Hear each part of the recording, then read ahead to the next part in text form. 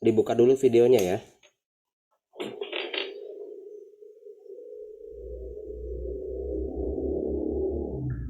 Tolong dibuka dulu videonya.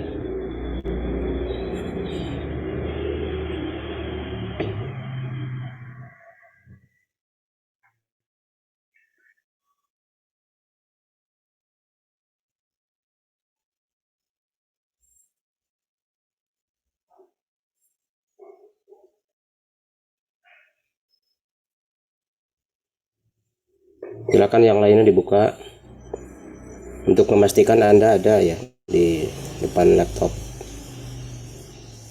depan komputer.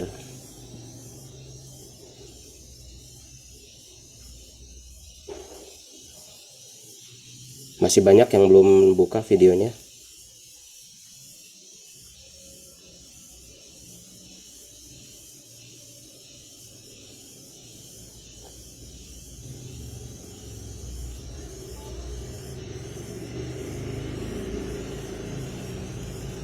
Pauline, Farhan, Abigail.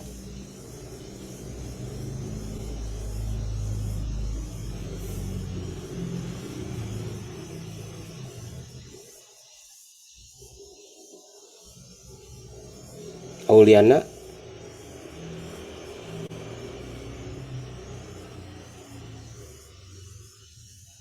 Oke, kita oh ini ada yang baru mau masuk. Bentar.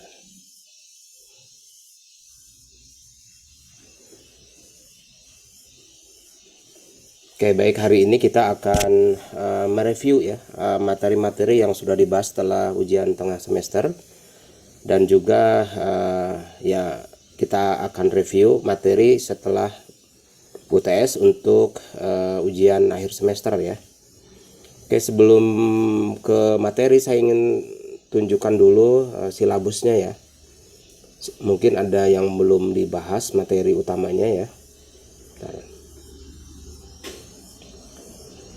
Sudah kelihatan di layar? Ya, Pak. Oke ya, ada consumption, ada investment, terjadwal sebetulnya ada group presentation, kemudian government debt and budget deficit, stabilization policy, open economy, and Mundell Fleming model ya. Apakah ada yang belum dibahas materi ini?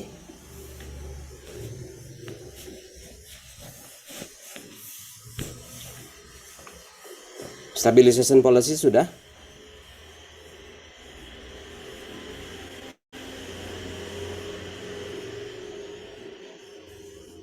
Siapa ketua kelasnya coba untuk mewakili jawaban?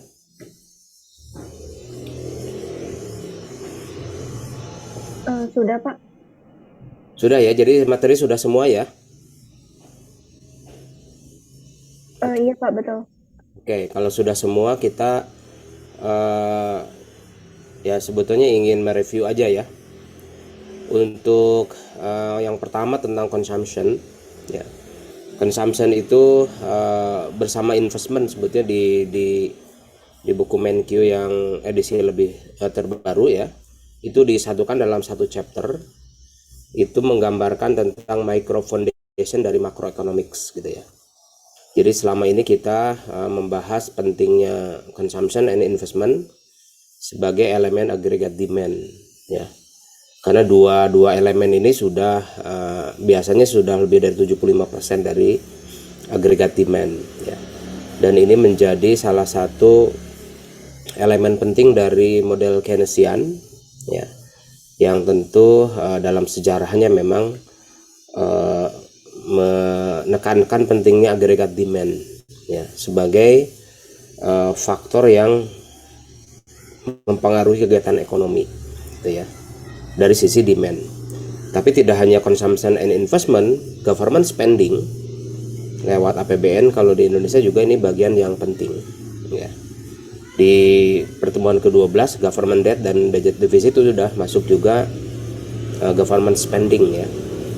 Jadi sudah ada C plus I plus G. Lalu di bagian open economy, ekspor impor itu masuk juga ya. Jadi bagian setelah UTS ini memang banyak membahas tentang elemen agregat demand ya. Hanya saja dalam diskusi diskusi yang juga pernah dibahas sebelumnya. Pembahasan tentang elemen agregat demand ini krusial dalam pengertian apa alasan rasionalnya gitu ya, konsumsi, investment, dan government spending. Kalau government spending itu lebih ke policy, sebetulnya keterlibatan pemerintah. Tapi consumption and investment ini apa? Fondasi ekonomi mikronya gitu ya. Ya tentu kalau Anda mempelajari ekonomi mikro tentang teori produser, teori consumer gitu ya, itu jelas ya bahwa setiap keputusan yang dilakukan oleh konsumen ataupun produsen itu adalah untuk mengoptimalkan atau memaksimumkan objective functionnya atau meminimumkan ya. Tentu kalau sisi konsumen ya, saya review aja mengkaitkan dengan mikro. Jadi setiap keputusan konsumen basisnya adalah maksimisasi utility, memaksimalkan utility. Jadi apapun keputusannya konsumen itu adalah untuk memaksimumkan utility. Nah, dalam rangka memaksimumkan utility ini, konsumen tentu akan merespon setiap perubahan dalam ekonomi. Kalau harga barang itu, kalau barang X itu naik harganya, maka dia akan mengurangi pembeliannya dan mengalihkan ke barang yang lain gitu ya. Jadi ada substitusi. Nah, itu semua dalam rangka memaksimumkan utility. Jadi dia meninggalkan barang yang harganya mahal relatif terhadap marginal utility-nya ya, beralih ke barang lain yang marginal utility per harganya itu lebih baik gitu ya. Karena keputusan konsumen kan selalu diarahkan untuk memaksimumkan utility. Setiap tambahan konsumsi itu akan berkaitan dengan tambahan utility dibandingkan dengan harga yang harus dikeluarkan kan ya. Itu fondasinya ya. Jadi kalau harga barang satu barang itu naik, maka akan optimal bagi konsumen untuk beralih ke yang lain. Makanya ada permintaan yang negatif kan ya. Hukum permintaan yang negatif ya. The law of demand ya. Nah, tetapi dalam level makro nggak ada pembahasan itu kan gitu ya. Jadi apa sebetulnya karena di dalam ekonomi mikro iya individu, tapi begitu diangkat ke level makro, nah teori-teori terutama klasik tidak membahas itu ya. Nah, paling apakah memang si individu konsumen ini mewakili individu semuanya gitu ya. Jadi biasanya di dalam standar teori ekonomi, kalau individu itu rasional ya, maka keputusannya juga akan sama gitu ya. Sehingga dibawa ke level agregat itu mestinya juga sama gitu ya, dalam upaya memaksimalkan utility. Tapi di level agregat utility itu apa kan gitu. Ya. Ya, apakah memang penjumlahan utility semua individu? Iya ya. Tetapi juga individu ini kan konsep yang abstrak kan gitu ya. Jadi utility itu nggak bisa diukur apakah maksimum atau tidak. Sehingga yang akan dilihat adalah sebetulnya apakah yang dilakukan konsumen itu konsisten dengan maksimisasi utility misalkan ya. Jadi nggak ada orang yang bisa membuktikan apakah utility-nya itu maksimum atau tidak, karena utility itu nggak terukur ya. Beda dengan sisi produsen ya.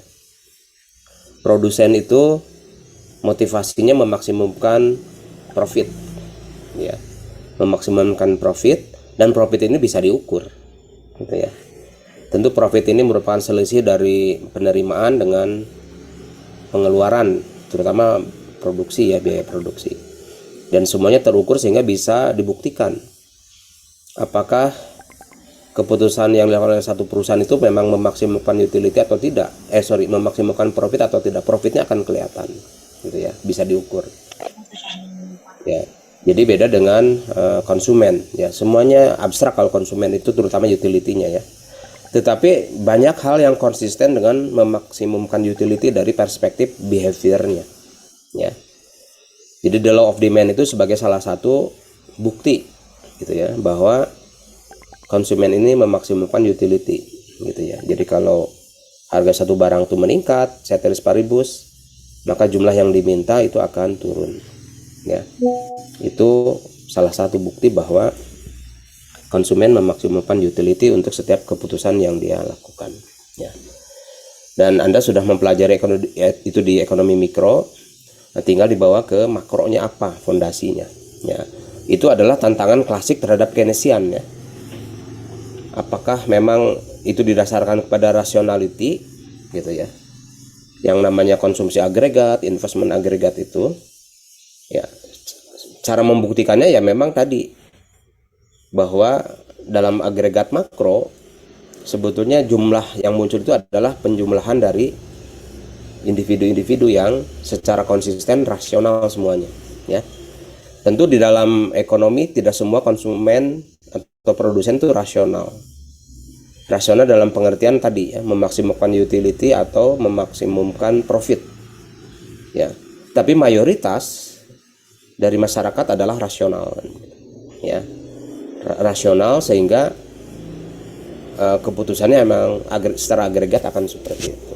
Ya, ada individu-individu yang mungkin pengetahuannya tidak lengkap ataupun juga sengaja ya tidak ingin memaksimumkan utility atau profit karena ada tujuan lain, gitu ya. Tapi itu nggak banyak di dalam ekonomi keseluruhan. Ada saja yang memang beda dari perkiraan teori ekonomi standarnya, gitu ya. Dan itu tidak banyak, gitu ya. Jadi normalnya orang itu rasional, ya, mayoritas, ya. Jadi kalau ada 1-2 ya itu mah pengecualian, tapi bukan sesuatu yang dianggap penting secara agregat. Nah, dalam teori konsumsi, ya, Anda melihat ada beberapa teori sebetulnya yang menjelaskan apa yang menentukan konsumsi, ya. Dari Keynes tentu konsumsi itu ditentukan oleh disposable income. Jadi ada income dikurangi pajak, ya. Jadi dari situ mudah tentu untuk memprediksikan perubahan konsumsi. Jadi kalau income masyarakat itu meningkat, maka ceteris paribus konsumsi akan naik, ya. Berapa banyak konsumsi naik untuk setiap peningkatan income itu jumlahnya antara 0 sampai 1, ya, marginal propensity to consume itu. Ya, oke. Jadi setiap income meningkat 1, maka konsumsi akan meningkat tapi di bawah 1. Sisanya tentu akan ditabung. Ya, jadi dengan kata lain bahwa income itu juga akan mempengaruhi tabungan, gitu ya. Oke. Kemudian juga disposable income itu adalah income dikurangi pajak. Jadi pajak pemerintah itu akan mengurangi konsumsi. Ya. Jadi kalau pemerintah menaikkan pajak, maka konsumsi masyarakat akan turun, ya. Oleh karena itu pilihannya, mungkin dalam konteks kaitannya dengan government spending, mungkin lebih baik saya ilustrasikan lewat papan tulis aja ya, bentar.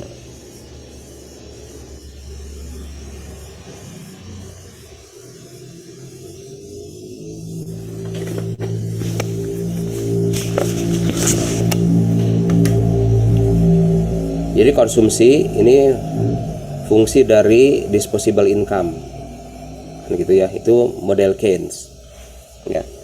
Jadi kalau income naik, ya ini kan sisinya positif, ya. Ya. Tentu kalau pajak itu negatif, ya. Semakin tinggi pajak, maka konsumsi akan turun, ya. Jadi kalau tax itu naik, konsumsi akan turun, ya. Oleh karena itu ini penting dalam konteks agregat demand ketika kita kaitan dengan government spending, ya. Government spending, kalau pemerintah ingin menaikkan belanjanya untuk mendorong kegiatan ekonomi, pertanyaannya adalah dari mana pembiayaannya ini diambil, ya. Karena setiap kenaikan government spending harus ada income yang mensupport kenaikan ini, gitu ya. Ya tentu salah satunya adalah naikkan pajak. Tapi jangan lupa, pajak ini akan mempengaruhi konsumsi, ya. Sehingga efeknya kalau agregat demand itu adalah penjumlahan dari konsumsi, investasi, belanja pemerintah, tambah net ekspor, ya. Kalau belanja pemerintah dinaikkan melalui penerimaan pajak, maka yang akan terpengaruh adalah konsumsi, kan gitu, ya. Nah, apakah secara agregat demand ini akan naik atau turun? Tergantung. Ya. Besarnya pajak yang ditarik oleh pemerintah ini kalau disalurkan lewat government spending, seberapa besar dia akan mempengaruhi total ya, agregat demand dan akhirnya output gitu ya. Tapi di sisi yang lain dia akan mengurangi konsumsi. Jadi mana yang lebih besar dampaknya bagi output akhirnya ya? Apakah peningkatan belanja pemerintah yang diikuti oleh penurunan konsumsi masyarakat? Ya, kalau government spending ini lebih efektif dibandingkan penurunan konsumsi, maka output mungkin masih akan naik kan gitu. Ya. Ya, tapi bisa sebaliknya kan gitu. Ya. Tentu secara empiris Anda akan bisa membandingkan ya. Belanja pemerintah itu apakah mampu mendorong output. Tentu melalui multiplier proses. Ya. Konsumsi juga demikian. Ya. Oleh karena itu pemerintah seringkali mencari alternatif yang lain kalau ingin menaikkan belanja pemerintah. Ya. Contohnya dengan menjual obligasi. Ini standar ekonomi makronya lewat obligasi biasanya. Ya. Tapi agar obligasi ini laku, ya maka pemerintah harus menjual obligasi itu supaya masyarakat tertarik. Maka bunga yang diberikan itu harus menarik kan gitu. Ya, Anda harus perhatikan ini. Jadi ketika kita bicara government spending itu meningkat, Anda harus bayangkan pilihan untuk membiayainya apa. Ada pajak, ada surat utang, tapi surat utang ini akan mempunyai konsekuensi suku bunga naik. Kalau suku bunga naik, tentu dalam elemen agregat demand ada juga yang terpengaruh, ya, yaitu investasi, kan itu. Ya. Di dalam pembahasan investasi kemarin, suku bunga tentu mempengaruhi investasi. Ya. Karena investasi ini adalah cost of investment. Ya. Oleh karena itu ada trade off juga atau crowding out.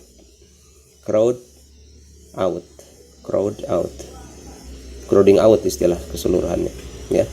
Jadi kalau government spending naik tapi dibayar dengan obligasi, suku bunga meningkat akan menurunkan investasi, gitu ya. Seberapa besar efek dari peningkatan belanja pemerintah yang dikaitkan dengan penurunan investasi, gitu ya. Karena ya tentu akan net efek kepada agregat demand itu akan berbeda.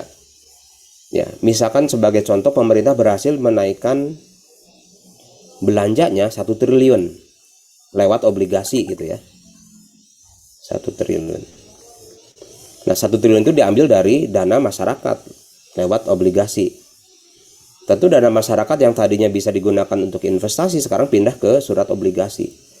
Ya. Jadi masyarakat tentu akan berkurang dananya untuk investasi beralih ke tangan pemerintah. Nah, masalahnya 1 triliun ini efeknya kepada ekonomi secara keseluruhan lebih baik di tangan pemerintah atau di tangan swasta kan. Ya, itu juga jadi pertanyaan empiris nanti. Ya. Bisa jadi dampaknya ya tentu berbeda pasti. Ya. Kalau di tangan pemerintah tergantung itu dibelanjakannya untuk apa. Ya, kalau untuk infrastruktur ya paling-paling di jangka pendek itu menciptakan demand untuk barang-barang yang digunakan dalam pembangunan infrastruktur. Dalam jangka panjang tentu infrastruktur akan membantu kapasitas ekonomi lebih baik ke depan. Ya. Tapi kalau ada di tangan swasta yang 1 triliun ini, ya oleh swasta bisa digunakan membangun pabrik, langsung menghasilkan output kan begitu ya. Dan itu menciptakan juga kapasitas. Makanya memang tergantung mana yang lebih efektif dalam mempengaruhi agregat demand dan output akhirnya. Ya, itu pertanyaan empiris. Ya, namun secara teori ya memang seperti itu, akan ada crowding out. Ya, oke. Nah sekarang pilihan ketiga, apalagi yang bisa digunakan untuk membiayai belanja pemerintah yang meningkat selain pajak, obligasi, apalagi?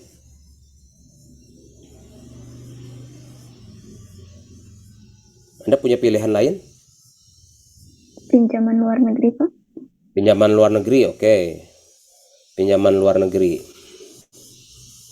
Pinjaman luar negeri. Oke, sekarang kita lihat pinjaman luar negeri.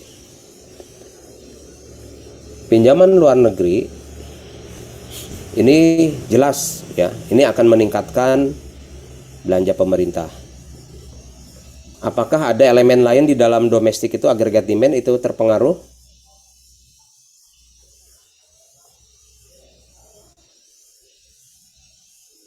Coba Anda pikirkan dulu. Kalau lewat obligasi dan pajak ada ya, tapi kalau dengan pinjaman luar negeri, apakah ada dampak kepada elemen agregat demand yang lain?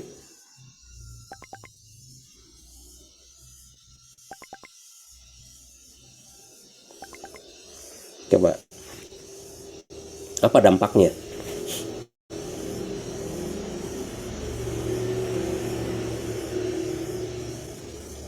Ada atau tidak?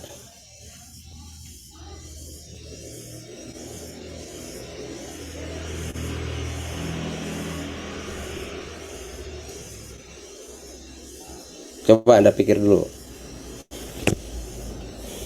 Kalau uang itu didatangkan dari luar negeri, tentu kalau pinjam ke luar negeri kan bentuknya dolar ya. Misalkan ya, bisa dolar, bisa yen, bisa yuan, tergantung kemana pinjamnya. Kalau ke Bank Dunia, IMF, EDB, yaitu dolar biasanya. Kalau bilateral, ke Cina mungkin yuan. Bilateral ke Jepang ya yen misalkan. Bisa ke Amerika ya tentu dolar. Ke Inggris ya pound sterling dan seterusnya. Ya. Anda harus bayangkan ketika pemerintah membiayai government spending increase-nya itu melalui pinjaman luar negeri. Dolar diterima, anggap saja dolar lah. Apa yang terjadi dengan elemen ini? Ya tentu saja elemen agregat demand yang lain tidak langsung terpengaruh. Ya. Konsumen tidak akan terpengaruh, investor domestik tidak terpengaruh, net ekspor juga tidak terpengaruh karena dana yang masuk ya itu dolar. Tapi Anda harus ingat juga tidak semua pinjaman luar negeri bentuknya adalah uang gitu ya. Tidak selalu ya. Bisa saja komitmennya itu bantuan dalam bentuk pinjaman dalam bentuk proyek. Ya, jadi misalkan 1 miliar dolar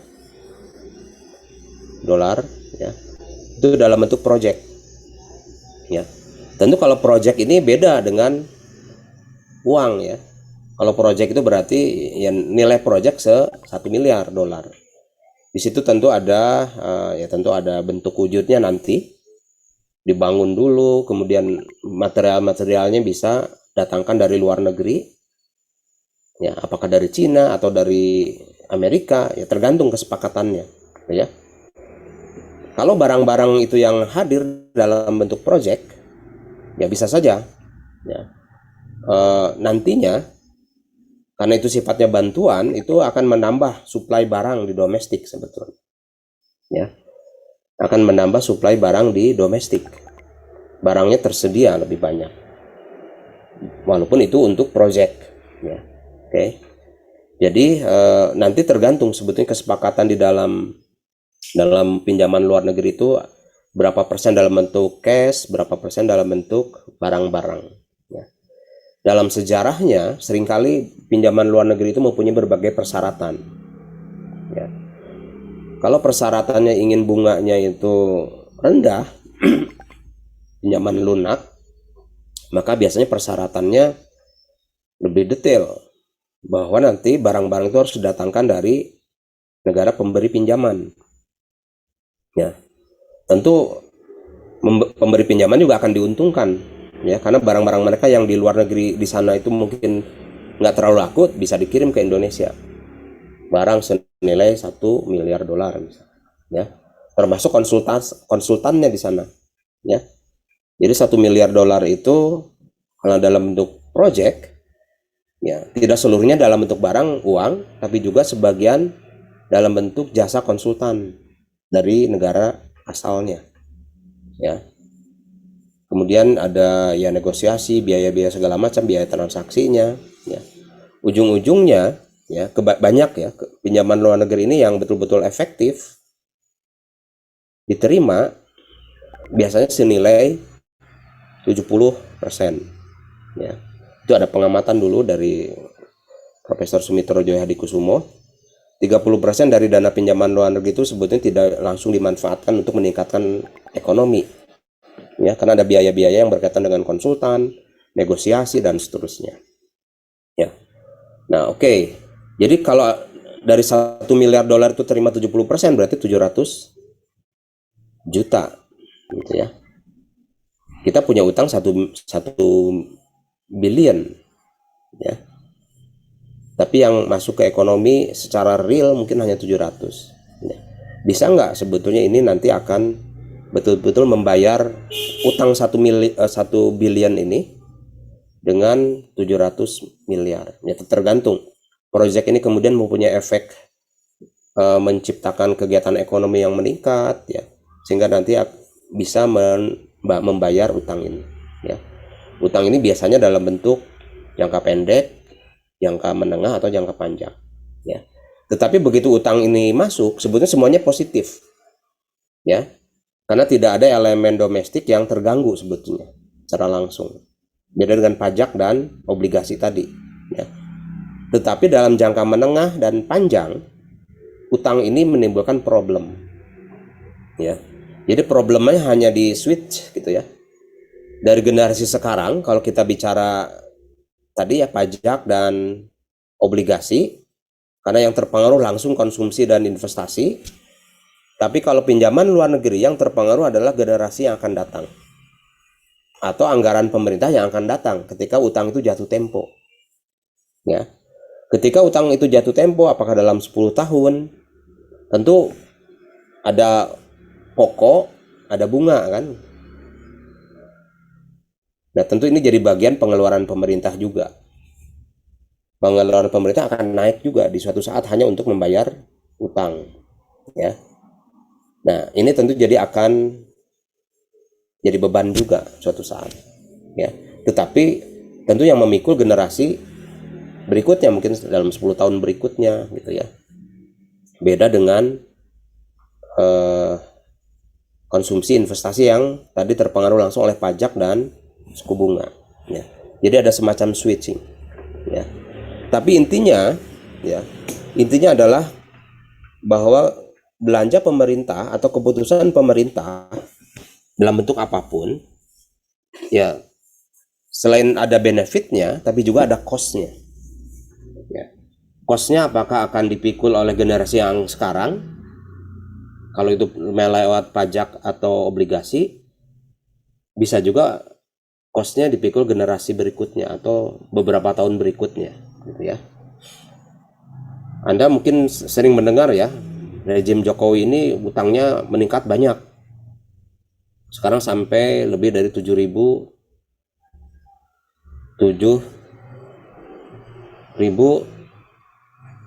triliun, 7.000 triliun rupiah lebih, ya.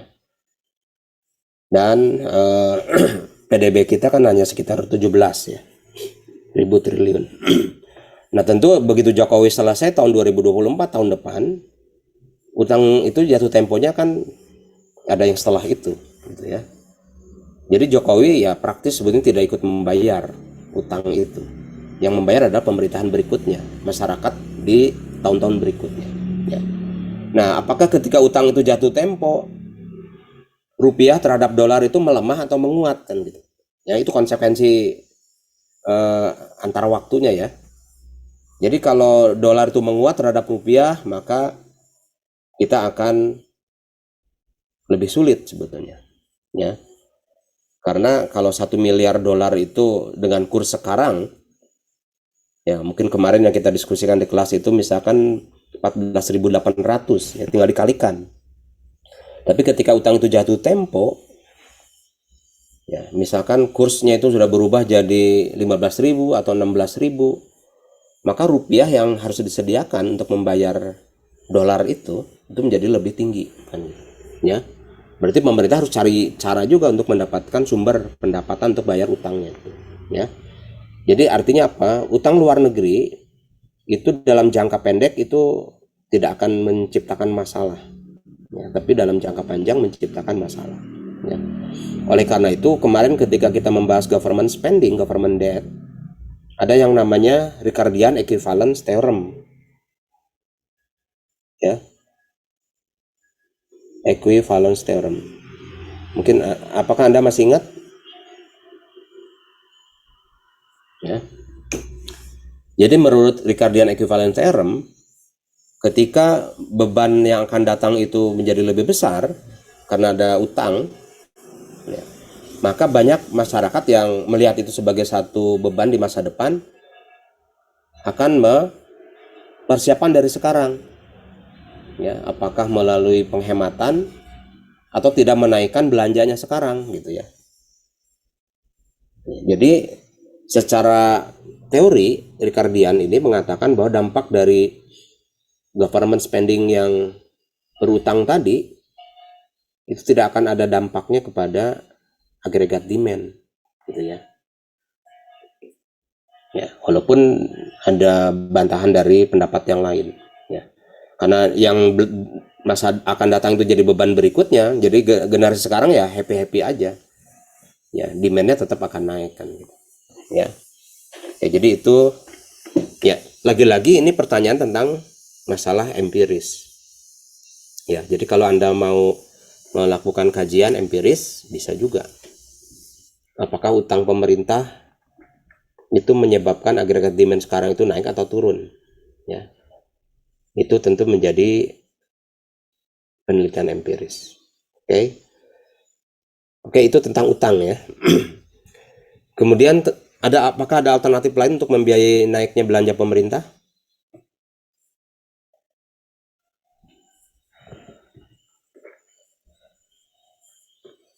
Ya, satu tadi pajak, dua obligasi bonds, tiga foreign loan. Apakah ada cara pembiayaan lain?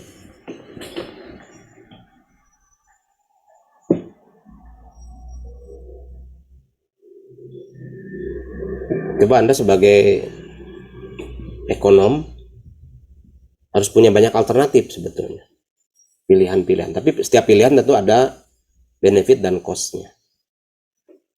Apalagi kira-kira yang Anda bayangkan untuk bisa digunakan pemerintah sebagai sumber pembiayaan meningkatnya belanja pemerintah? Hibah, Pak. Hibah?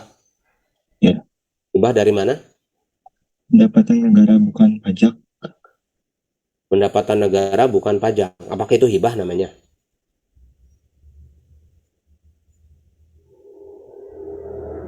Coba cek lagi.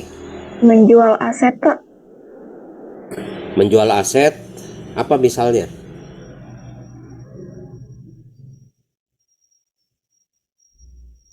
Oke, sekarang kita bahas dulu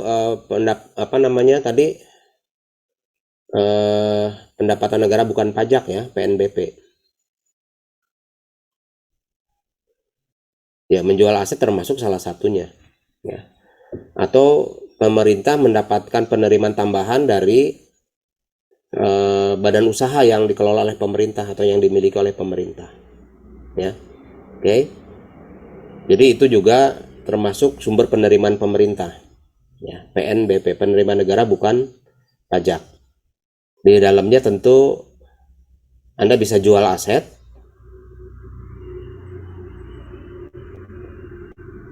Anda juga bisa mendapatkan penerimaan keuntungan dari BUMN sebetulnya, karena itu milik pemerintah.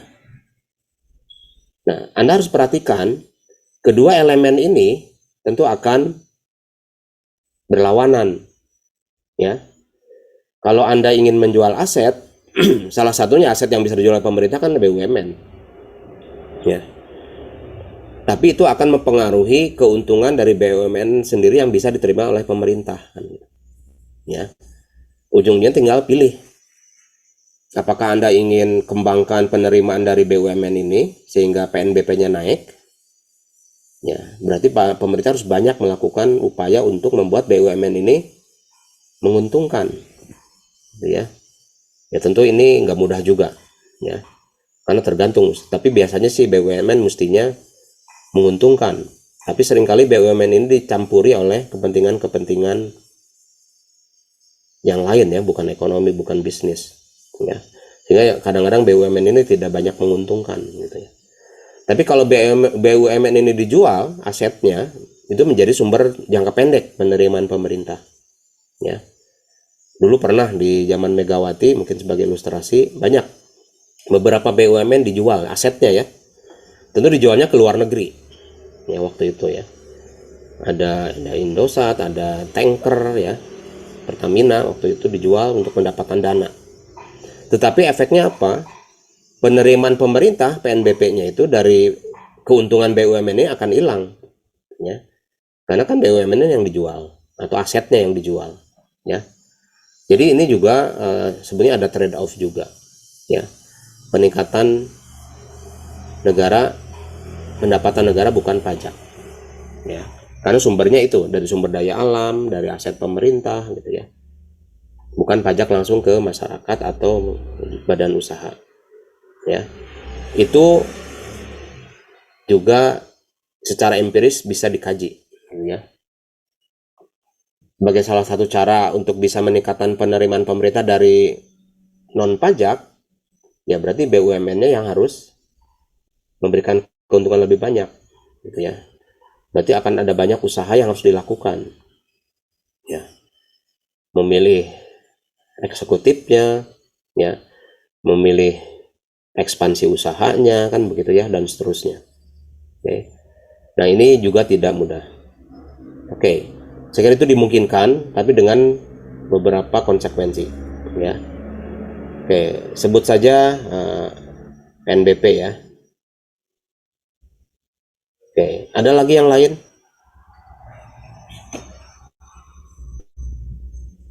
Tapi hibah, ya, tadi yang Anda katakan hibah, itu sebetulnya dalam konteks keseluruhan hanya kecil aja yang namanya hibah itu.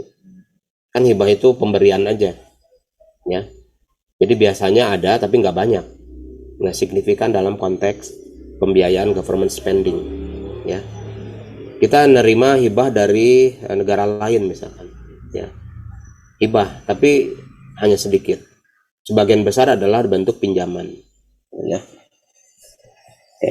Jadi hibah bukan sumber yang besar ya, jadi nggak banyak dibahas di dalam literatur. Ada alternatif lain? Coba Anda pikir lagi.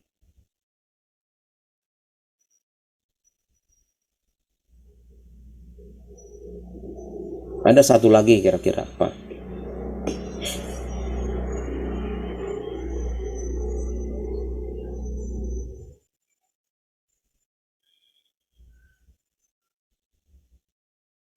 Ya pernah Anda baca di buku ekonomi makro, sumber pembiayaan belanja pemerintah itu apa?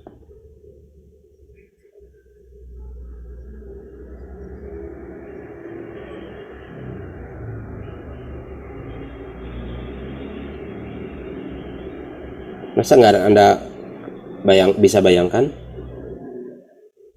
Kalau bea dan cukai termasuk nggak ya, Pak? Bea cukai kan termasuk pajak ya. Itu pajak yang berkaitan dengan transaksi perdagangan luar negeri itu. Udah masuk itu sebetulnya. Ini populer juga sebetulnya yang kelima ini sebetulnya.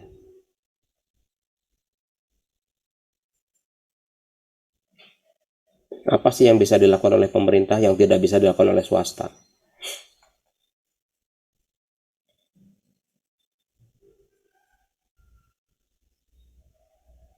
Ada kaitannya dengan bank sentral ya. Penjualan surat utang, Pak. Menjual surat utang ya.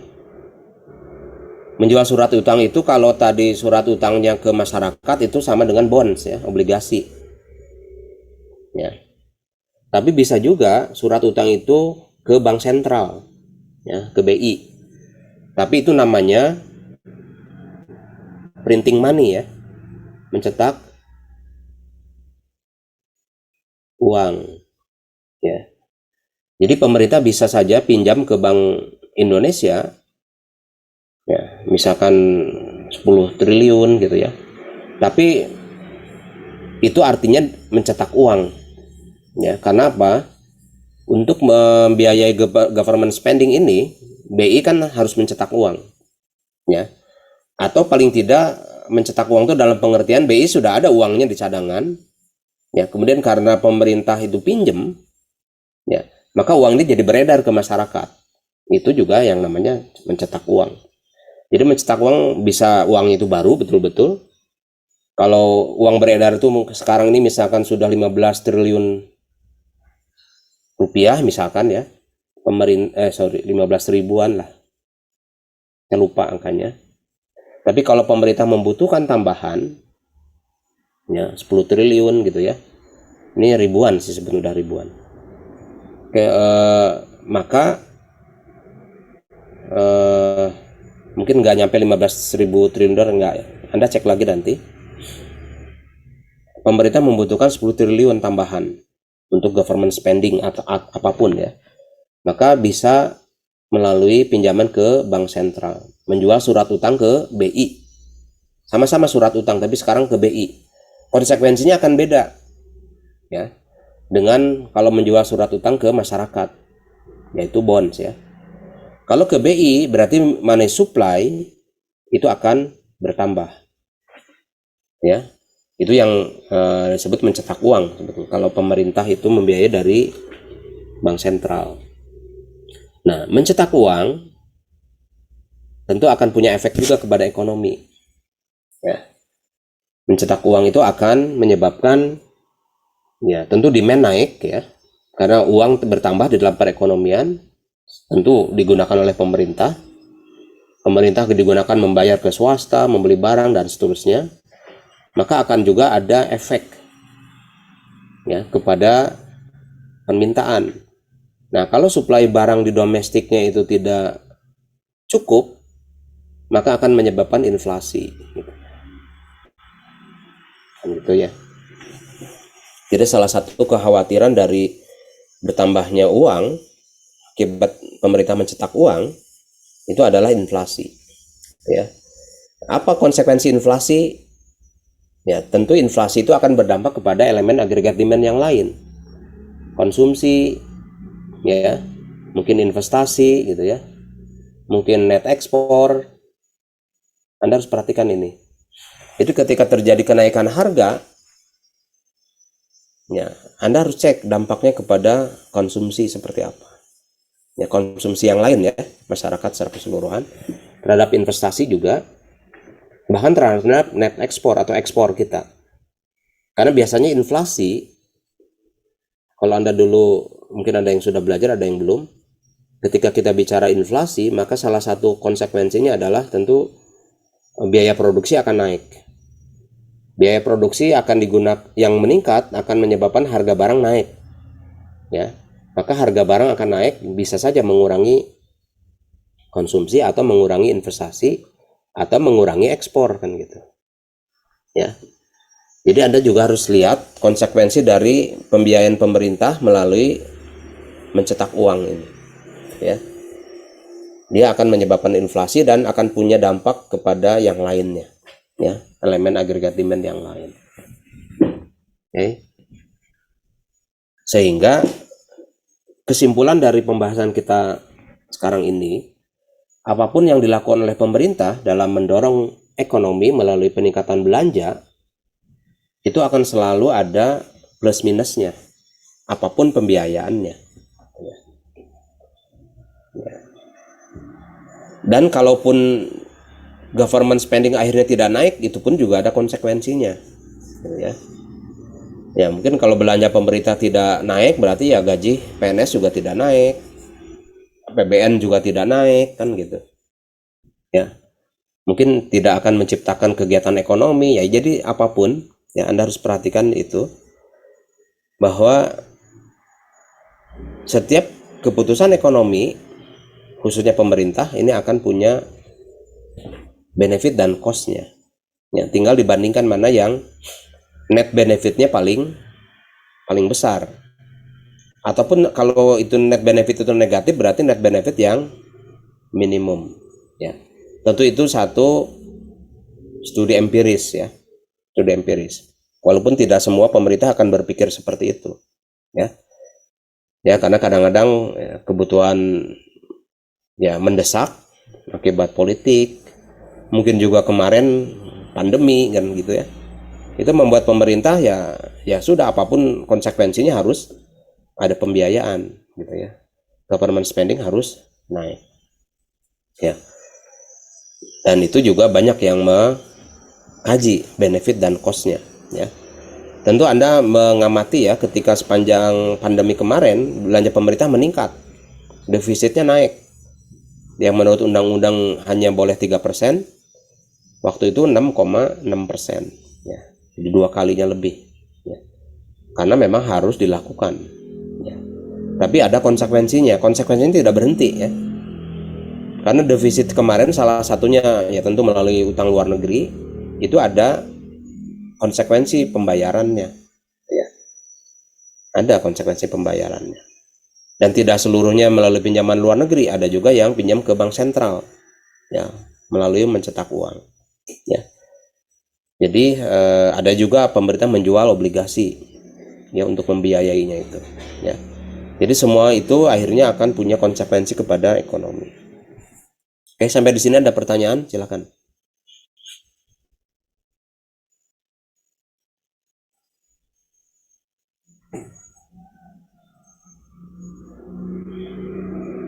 Kalau tidak ada, saya teruskan yang lain. Apalagi ya, itu government spending ada kaitan dengan elemen agregat demand yang lain. Nah, lalu teori konsumsi yang lain ya. Tadi di awal saya membahas tentang teori konsumsi Keynes. Ya. Apalagi yang Anda tahu tentang teori konsumsi yang sempat saya bahas juga?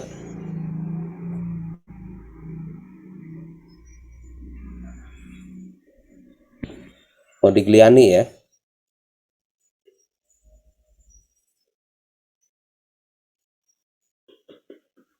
Ya. Yang namanya life cycle hypothesis. Anda pernah dengar ini kan?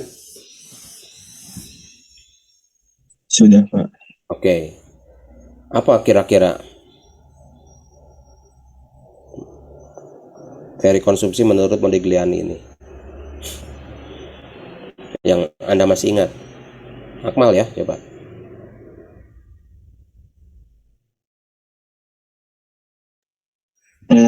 Teori tentang pengeluaran dan konsumsi berdasarkan dalam skala seumur hidup gitu, Pak. Bisa diulang? Teori yang berkaitan dengan pengeluaran ataupun konsumsi individu semasa hidupnya. Apa faktor yang menentukannya? Konsumsi saat ini, tingkat tabungan. Apakah ada di Modigliani? Nggak apa-apa, dia konfirmasi aja. Karena konsumsi ini pasti ada kaitannya dengan saving ya. Karena identitasnya income itu sama dengan konsumsi ditambah saving. Kalau ada pajak ditambah pajak gitu ya. Ya. Kalau ada impor ya digunakan untuk impor ya, itu income dalam konteks penggunaannya ya. Tambah impor. Dan income itu kalau di output itu ya, kalau dari sisi penggunaannya, barangnya ada konsumsi, ada barang investasi, barang yang dibeli oleh pemerintah, barang yang diekspor kan gitu. Ya. Itu identitasnya ya. Tapi andaikan misalkan luar negeri ya, kemudian pemerintah itu tidak dibahas ya, ya sebetulnya tinggal ini kan gitu ya. Jadi setiap keputusan konsumsi itu akan punya konsekuensi kepada saving. Ya, menurut Modigliani, tentu ya konsumsi ini ditentukan oleh tadi keputusan individu, tapi secara makro ya, awalnya individu mikro sebetulnya ya. Di dalam satu masyarakat itu ada penduduk yang produktif, ada yang tidak produktif lagi gitu ya. Ya. Oke. Nah, tentu pola ini akan beda. Ya. Keputusan antara penduduk yang produktif dengan yang tidak produktif. Ya. Dan semua orang akan mengalami situasi ini yang kita sebut sebagai life cycle. Ya, itu idenya. Ya. Jadi ketika orang itu produktif, ya, di usia produktif, ya, maka dia akan punya income, ya, tentu akan menentukan konsumsi, ya, itu urutan ininya pemikirannya. Tetapi orang juga ketika tidak produktif dan tidak punya income, dia juga tetap butuh konsumsi, ya. Jadi yang butuh konsumsi bukan hanya yang produktif, tapi yang tidak produktif juga butuh konsumsi. Tapi dia tidak punya income, gitu ya. Income-nya zero pada saat tidak produktif. Ya. Jadi apa yang dia lakukan, gitu ya? Ya tentu ketika dia masih produktif, dia akan mengantisipasi ada masa di mana dia tidak produktif. Dia tidak akan habiskan semua income-nya itu untuk konsumsi, tapi ada yang namanya saving, gitu ya. Saving, ya, oke. Jadi saving ini adalah bagian dari income yang tidak dibelanjakan. Dan ketika kita angkat ke level makro, ya, Anda harus bisa melihat proporsi penduduk yang produktif dan tidak produktif dalam ekonomi makronya. Ya, tentu semakin tinggi proporsi yang produktif, ya, akan semakin tinggi saving, ya. Tapi kalau negara itu penduduknya lebih banyak yang tidak produktif, maka savingnya akan lebih kecil, gitu ya. Jadi teori Modigliani juga menjelaskan kenapa saving rate, ya, di satu negara itu bisa tinggi bisa rendah, ya, karena ada life cycle hypothesis, ya. Jadi negara-negara yang penduduknya kebanyakan tua komposisinya, ya, menurut teori Modigliani ini saving rate-nya akan rendah dibandingkan negara yang penduduknya proporsi produktifnya itu lebih banyak. Ya. Oke. Jadi di masa tidak produktif ini, masa pensiun misalkan, orang akan menggunakan tabungannya untuk membiayai konsumsi. Dan konsumsi yang optimal, ya, konsumsi yang optimal itu adalah konsumsi yang rata, kan gitu ya. Artinya ya konstan, kan gitu ya.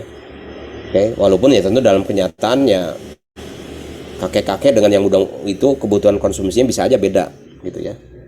Tapi in teori sepanjang dia itu masih hidup membutuhkan ya tentu ya makanan, minuman, ya dia perlu hidup juga sama dengan yang muda, kan gitu ya. Mungkin beda aja dalam proporsinya, ya. Tapi intinya yang ingin dijelaskan oleh Modigliani adalah bahwa siklus hidup manusia, dan itu bisa dihitung dalam konteks makro berapa banyak yang produktif tidak akan mempengaruhi saving, ya, dengan asumsi konsumsi yang optimal adalah konsumsi yang konstan, ya. Oke. Jadi ketika dia produktif, dia akan menabung banyak, gitu ya, intinya tidak akan habiskan semua income-nya, ya, itu teorinya, dan itu make sense, gitu ya. Tapi ketika dia masuk pensiun atau tidak lagi produktif, di mana income itu tidak ada, ya dia akan menggunakan tabungan itu. Jadi tabungan itu tentu akan berkurang, ya, ketika tidak produktif, ya. Yaitu Modigliani, Modigliani ini penting untuk menjelaskan juga faktor-faktor yang menentukan saving ya di berbagai negara. Itu Modigliani. Oke. Jadi faktor yang menentukan saving atau konsumsi sebetulnya adalah secara agregat, ya, secara agregat. Itu adalah komposisi penduduk yang produktif dibandingkan yang tidak produktif. Ya.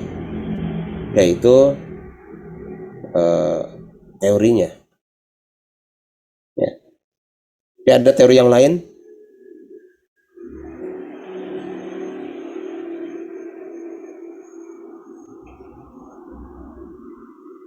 Yang pernah dibahas mungkin oleh Pak Angki ataupun oleh saya, teori konsumsi.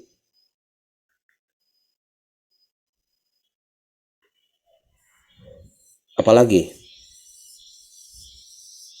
ada lagi Irving Fisher ya, ini intertemporal choice namanya.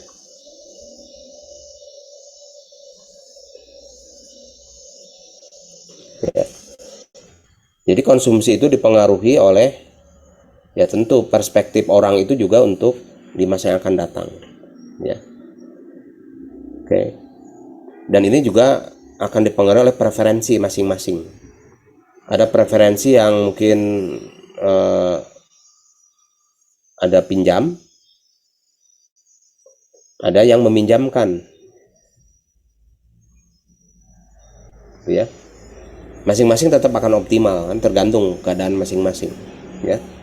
Nah, menurut teori Irving Fisher ini, keputusan mengkonsumsi dipengaruhi, ya, bukan oleh income sekarang, tetapi oleh lifetime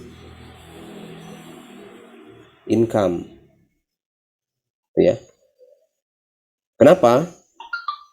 Walaupun income saat ini misalkan tidak terlalu tinggi, tapi dia bisa mengkonsumsi lebih tinggi kalau dia percaya bahwa di masa yang akan datang dia akan punya income juga. Jadi dia meminjam ke income yang dia diperoleh di masa depan, ya. Itu lifetime income, ya.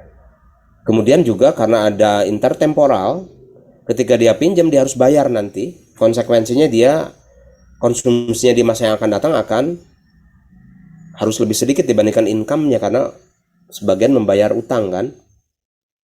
Dan itu akan dipengaruhi juga oleh interest rate kan. Ya. Jadi menurut Irving Fisher, konsumsi itu dipengaruhi oleh interest rate dan lifetime income, bukan income saat ini ya. Seperti kalau Keynes kan konsumsi itu fungsi dari income sekarang dikurangi pajak, ya, saat ini ya, disposable income. Tapi menurut Irving Fisher, konsumsi bisa dipengaruhi juga oleh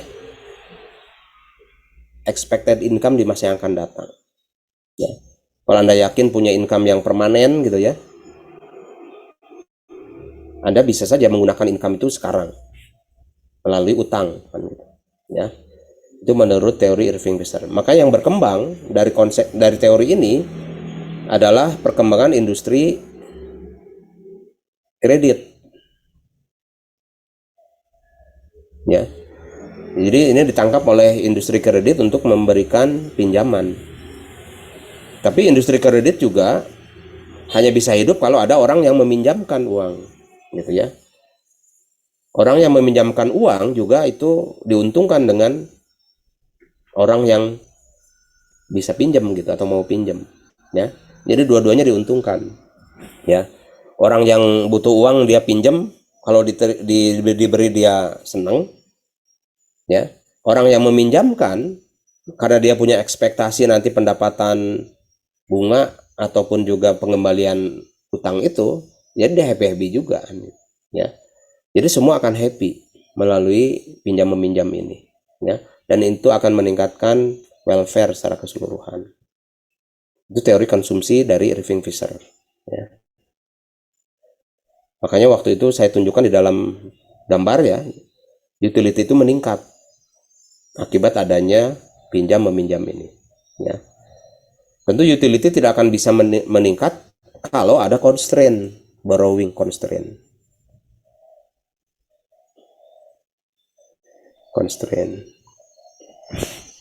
Kenapa? Ya kalau nggak ada yang ngasih pinjem atau Anda memang nggak bisa pinjem, ya nggak jadi kan Anda meningkatkan konsumsinya gitu ya.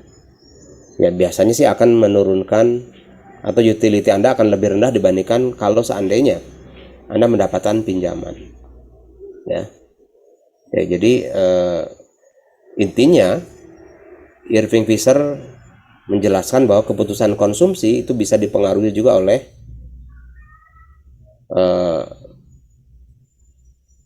lifetime income, preferensi dia tentang saat ini dan saat yang akan datang, yang direfleksikan juga oleh suku bunga sebetulnya, ya.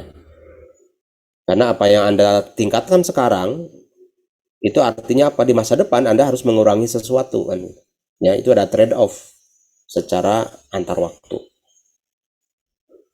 Oke. Jadi keputusan emang seperti itu ekonomi itu, ya. Oke, ada pertanyaan di sini? Secara empiris, kalau tidak ada pertanyaan ya, kalau Anda ingin menguji apa yang menentukan konsumsi saat ini, Anda tinggal hubungkan itu dengan suku bunga ataupun juga estimasi tentang lifetime income.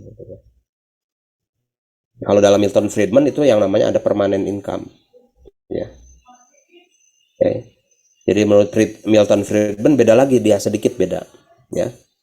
Ini teori konsumsi ini lumayan banyak variasinya, ya. Milton Friedman. Menurut Milton Friedman, ya, income orang itu terdiri dari income yang permanen ditambah income yang transitory, ya. Oke. Nah, mana yang lebih penting, permanen atau yang transitory? Ini sempat dibahas juga ya.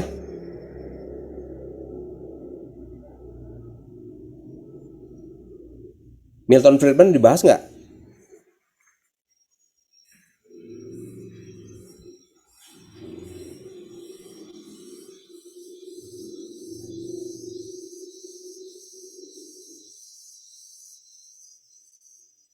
Teori konsumsi Friedman dibahas nggak kemarin?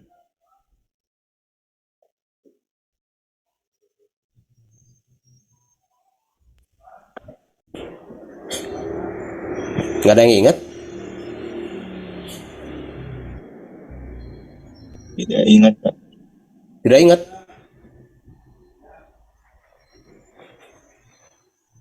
Awas, ini akan salah satu materi untuk UAS ya. Dari konsumsi ya, sebetulnya banyak ya, sebelum membahas investasi. Tetapi intinya sih begini ya, menurut Milton Friedman, ini juga pemenang Nobel ya, Modigliani juga iya. Jadi income seseorang itu ada income permanen, ada income transitory. Ya, permanen itu ya tentu yang melekat dengan kemampuan dia, dia terikat dengan satu lembaga yang permanen gitu ya, yang memberikan kesempatan dia untuk punya income ya. Kalau di Indonesia pegawai negeri itu ya dia permanen ya, kecuali dia melakukan pelanggaran ya, mungkin dipecat. Tapi selama tidak ya income-nya akan sifatnya permanen. Tapi di luar yang permanen juga ada income yang transitory, kadang-kadang dapat apa gitu, bonus. Tapi kadang-kadang juga dia kecolongan gitu ya, entah karena suatu saat kecelakaan atau suatu saat dapat bonus, itu transitory namanya. Di transitory ini ada yang positif, ada yang negatif ya. Nah, menurut Milton Friedman yang mempengaruhi konsumsi adalah yang permanen sebetulnya ya. Transitory ini tidak banyak mempengaruhi pola konsumsi masyarakat ya. Karena orang sulit mengandalkan income, konsumsi dari income yang transitory gitu ya. Ya, jangan sampai dia ketika mendapat bonus dia naikkan konsumsi ya, dan konsumsi itu begitu Anda putuskan sulit untuk diturunkan. Ya, kalau Anda sudah mengambil satu lifestyle lewat konsumsi Anda, biasanya Anda akan berusaha mati-matian menjaga level itu. Ya. Tapi kalau itu ditentukan juga oleh transitory income, ini akan riskan konsumsi ini, level ini, lifestyle ini, ya. Karena kalau suatu saat Anda bukannya mendapatkan transitory income yang positif, tapi bisa aja negatif, ya. Entah karena apa, banyak penyebabnya. Kan kita tidak banyak yang bisa kita pastikan, ya. Jadi untuk merubah lifestyle ini atau konsumsi ini sulit, ya. Dan itu tidak optimal, ya, tidak optimal, ya. Oleh karena itu, untuk optimal, konsisten dengan teori Modigliani juga, konsumsi itu yang optimal adalah konsumsi yang relatif stabil, ya. Dan oleh karena itu yang mempengaruhinya adalah permanent income, ya. Permanent income. Jadi ya harus itulah yang menentukan lifestyle Anda, permanent income. Kalau pekerjaan Anda atau income Anda tidak pasti, jangan coba-coba Anda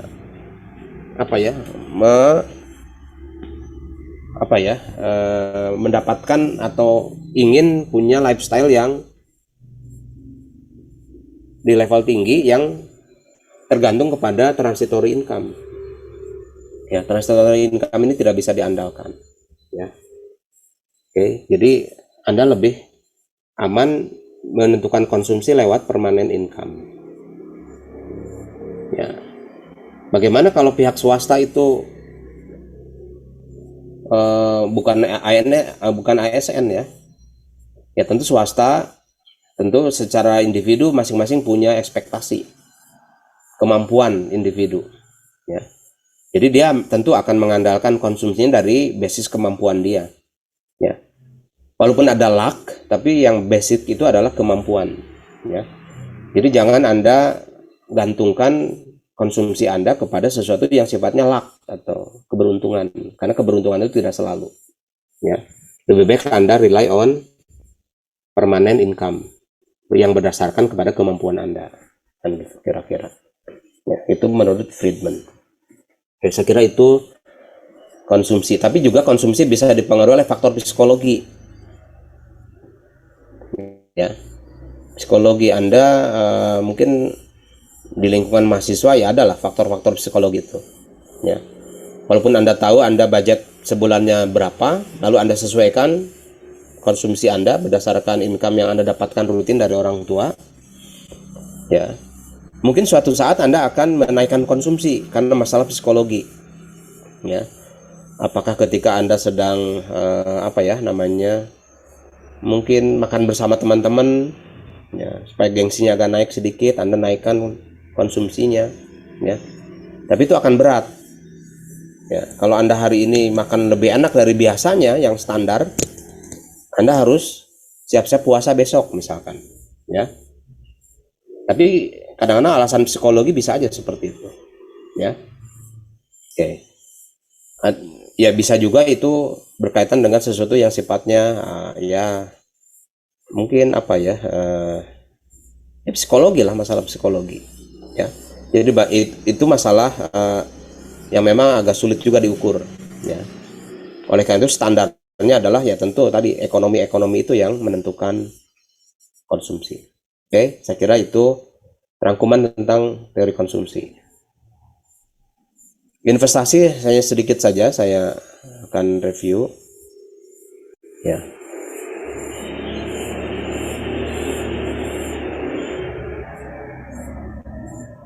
Coba investasi ini ditentukan oleh apa?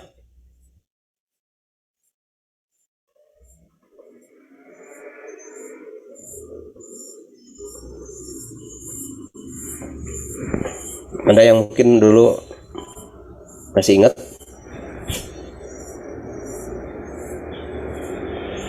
Investment itu beda dengan konsumsi, ya.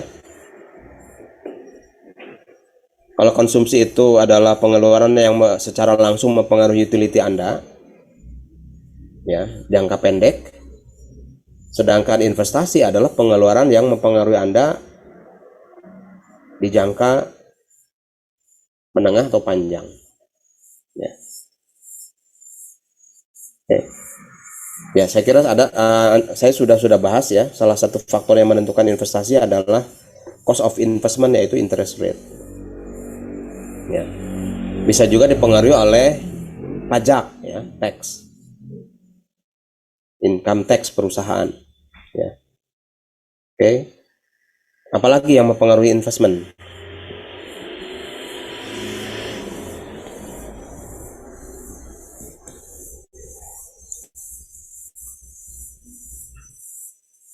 Ya. Kalau Anda lupa ya sebetulnya agak bahaya juga. Ya. Ujian kan minggu depan. Ya. Oke, ya, silakan Anda review lagi deh. Tapi tentu salah satu yang menentukan investasi juga adalah marginal productivity of capital. Ya. Jadi kalau Anda investasi itu, ya tentu akan dipengaruhi juga oleh efek dari investasi itu dalam bentuk ya tentu keuntungan yang akan Anda peroleh kan begitu ya. Dari investasi itu laku tidaknya barang yang Anda akan produksi gitu ya. Itu semua berkaitan dengan expected income ya dari investasi itu. Itu ditentukan oleh banyak faktor. Di samping cost ya of investment ya. Dana investasi itu bisa dipinjam dari bank, Anda harus bayar bunganya. Setelah Anda beroperasi, investasi itu harus bayar pajak. Ya. Tentu ini negatif pengaruhnya. Ya. Tapi Anda juga bisa optimis bahwa investasi yang Anda lakukan akan dipengaruhi juga oleh keadaan ekonomi. Ya. Ya, dalam ekonomi makro tentu ini pertumbuhan ekonomi misalkan. Karena itu akan mempengaruhi demand terhadap barang yang Anda akan fokus dalam investasi. Ya. Tapi juga tergantung kepada marginal produktivitas dari capital yang Anda tanam dalam investasi itu. Ya. Tentu itu kaitannya dengan output ya. Oke. Oke, saya kira itu yang berkaitan dengan investment.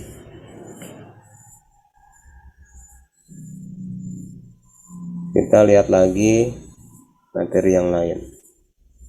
Government debt tadi sudah saya bahas. Stabilization policy, apa yang Anda tahu tentang stabilization policy?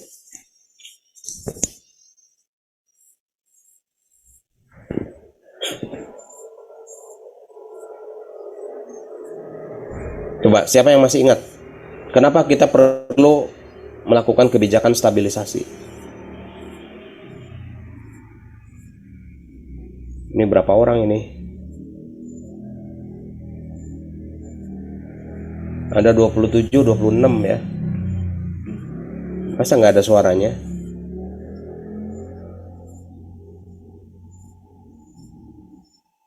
Saya bayangkan nanti mayoritas Anda akan sulit menjawab ujian akhir. Dengan benar ya. Kalau cuma menjawab sih bisa aja.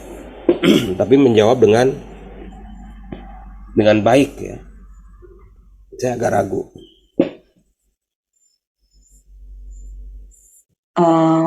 Mau coba jawab, Pak. Ya, silakan. Kalau setahu saya sih kenapa harus menerapkan kebijakan stabilisasi polisi gitu ya. Kebijakan stabilisasi salah satu poin utamanya itu untuk mengendalikan tingkat inflasi juga sih Pak, biar sesuai sama apa yang ditargetkan gitu Pak. Karena dari tingkat inflasi sendiri itu bakal berdampak ke banyak sektor-sektor dan instrumen-instrumen ekonomi lainnya gitu Pak. Oke. Perdebatannya ya oke. Tadi Anda katakan bahwa stabilisasi diperlukan untuk mengendalikan inflasi. Kenapa inflasi perlu dikendalikan kan gitu? Ya. Mungkin tadi Anda sebut banyak sektor yang terpengaruh. Ya. Ketika Anda bicara banyak sektor yang terpengaruh, sebetulnya apa sih objektif akhir dari kebijakan pemerintah itu?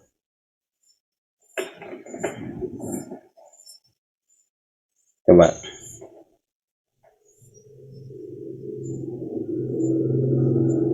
Menurut yang normatif ya standarnya.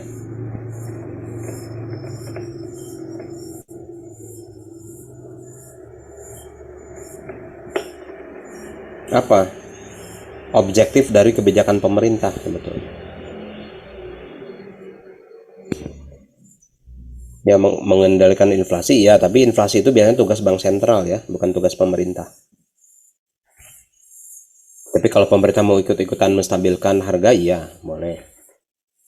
Ya karena ada inflasi daerah ya, pemerintah daerah yang punya tugas. Tapi kenapa mesti ada campur tangan pemerintah dalam hal menekan inflasi atau menstabilkan harga? Apa sih ujung-ujungnya? Agar menjaga konsumsi masyarakat tuh kan ya, Pak? Agar apa?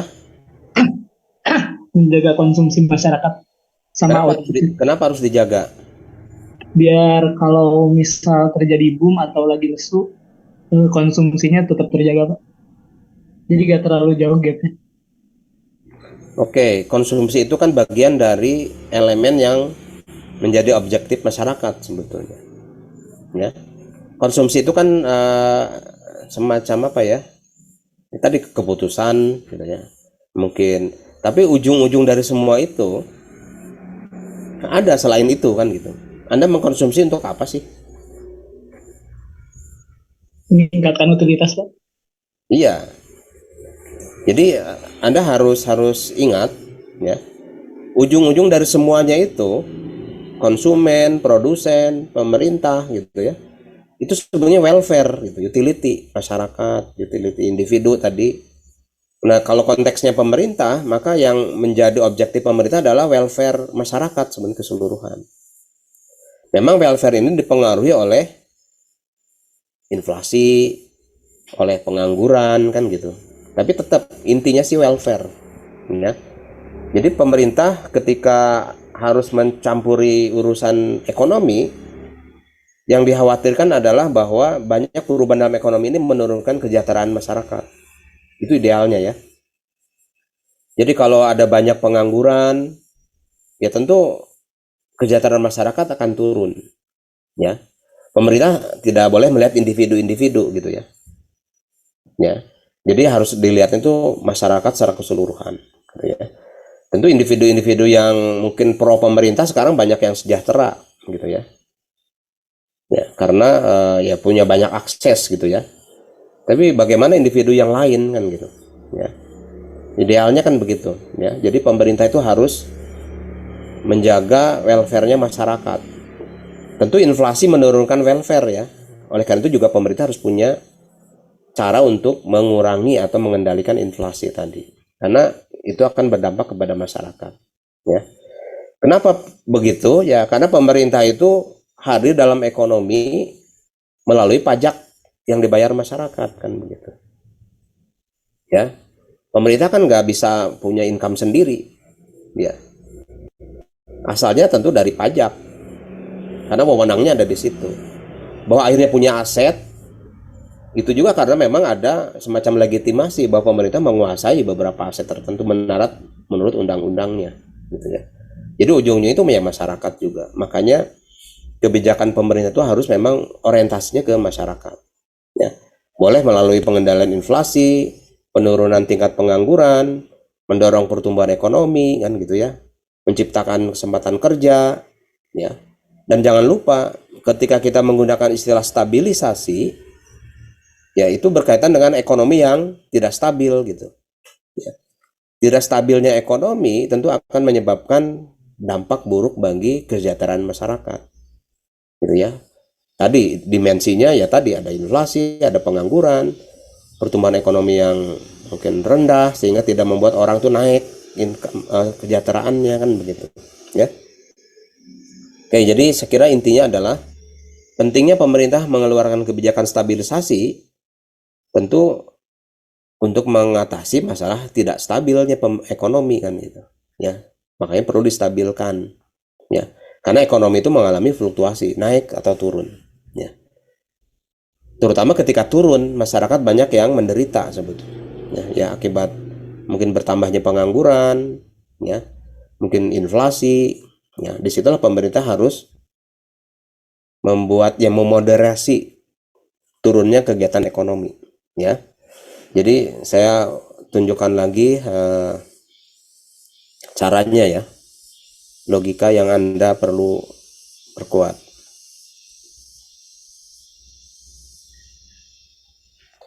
Jadi ekonomi itu kalau Anda lihat dari waktu ke waktu gitu ya, ini waktu itu akan mengalami fluktuasi kan gitu. gitu ya. Apapun ukurannya ya, mau pertumbuhan ekonomi, pengangguran, inflasi, ekonomi, ya. Jadi ketika dia naik, mungkin banyak yang happy, tapi tidak semuanya happy masyarakat itu, ya.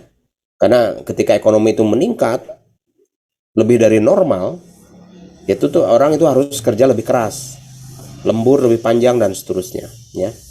Apalagi kalau ekonomi sedang turun, gitu ya. Jadi banyak pengangguran, ya, inflasi mungkin tinggi, kesejahteraan turun. Nah, yang harus dilakukan oleh pemerintah dalam konteks stabilisasi itu adalah ketika ekonomi itu berubah drastis ke atas, dia tidak boleh terlalu besar, jadi dia harus moderasi di sini, gitu ya. Jadi amplitudonya itu diperkecil, ya, dari normalnya, ya. Jadi ketika terjadi perubahan ekonomi drastis, ya pemerintah harus meredam supaya tidak terlalu drastis, baik ke atas maupun ke bawah, gitu ya. Jadi ini yang kita sebut stabilisasi. Syukur-syukur ekonomi itu bergerak stabil gitu, konstan gitu. Semua orang jadi bisa memprediksikan dengan mudah, ya. Tapi kalau tidak stabil itu menjadi sulit.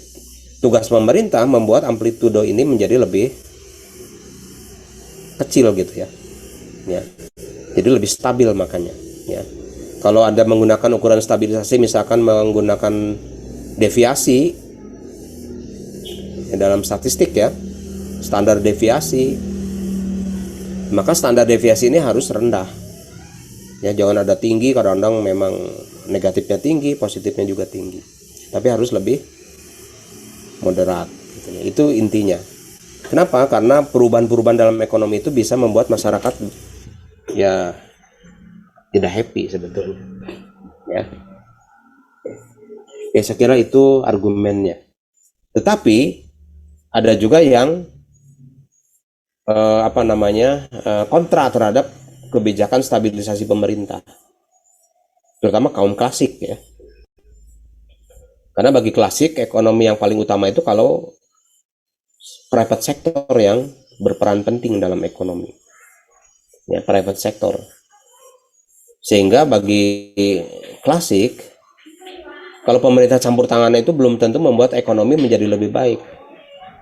Kenapa? Ya, alasannya ya, karena seringkali pemerintah, government, itu tidak semuanya orang-orang yang betul-betul pikiran itu mensejahterakan masyarakat. Tidak semua, ya. Orientasinya ya, ada vested interest, kelompok politik gitu ya. Seringkali ada kebijakan-kebijakan pemerintah yang bukan ditujukan untuk kesejahteraan masyarakat secara keseluruhan. Ya, itu yang pertama. Ya. Yang kedua, pemerintah juga tidak selalu lebih tahu dari masyarakat biasa gitu. Jadi pengetahuan yang dimiliki pemerintah karena dia ada di pusat misalkan, belum tentu lebih baik yang ada di daerah gitu ya. Jadi kalau ada pengeluaran pemerintah yang diambil dari pajak digunakan untuk intervensi keadaan ekonomi, belum tentu itu membuat masyarakat lebih baik. Kenapa?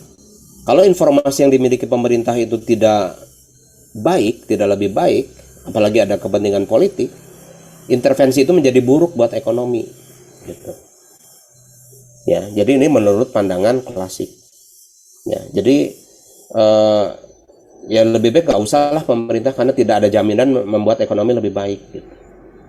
Apalagi tadi ada masalah-masalah mungkin kepentingan politik, vested interest, ada juga masalah informasi, ya. Karena masalah politik tidak semua orang yang direkrut pemerintah adalah orang yang terbaik, belum tentu gitu ya. Jadi bisa saja dalam melihat sesuatu ini ya nggak terlalu bagus misalkan, ya, sehingga ketika dia mengeluarkan kebijakan itu belum tentu yang menguntungkan masyarakat gitu ya, bisa salah. Lalu yang ketiga ini tentang adanya lag dalam kebijakan, ya. Ada inside lag, ada outside lag. Anda pernah dengar ini?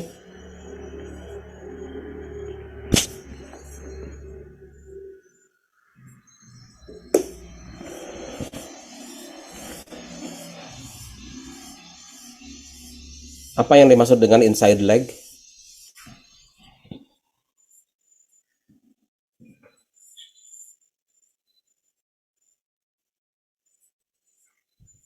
Waktu antara guncangan dan kebijakannya, Pak. Oke. Jadi waktu yang dibutuhkan antara terjadinya shock atau guncangan dengan kebijakan yang harus diambil. Tentu kebijakan itu ada fiskal, ada moneter. Fiskal, ada moneter.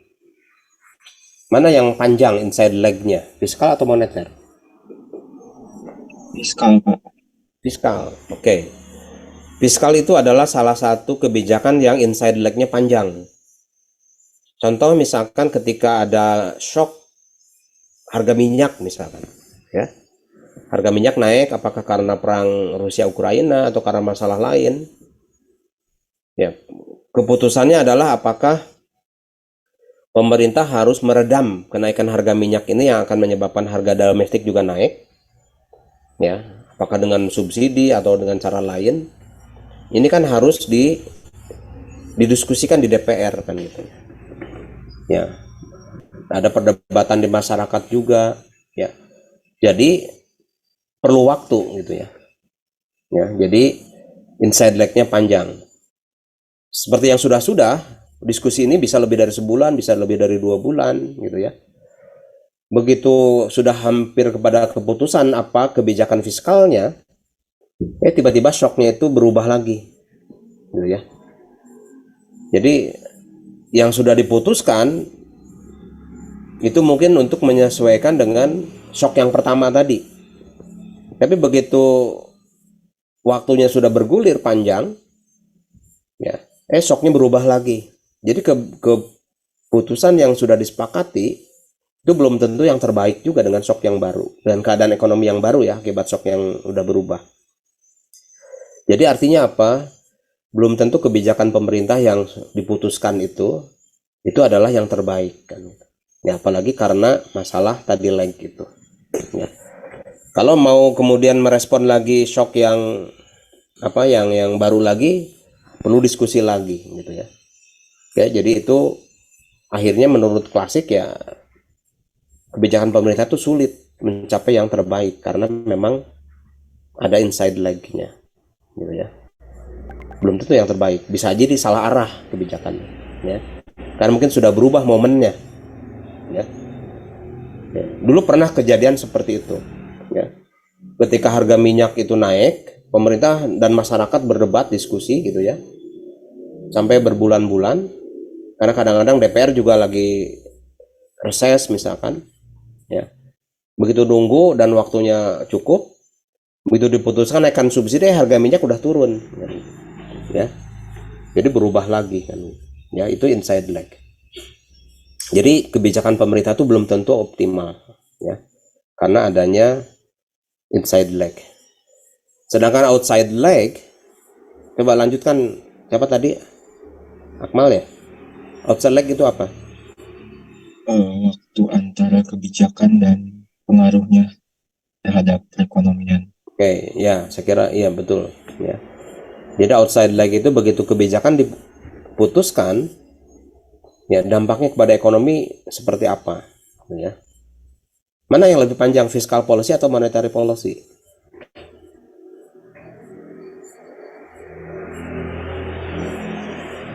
Monetary policy. Monetary policy ya.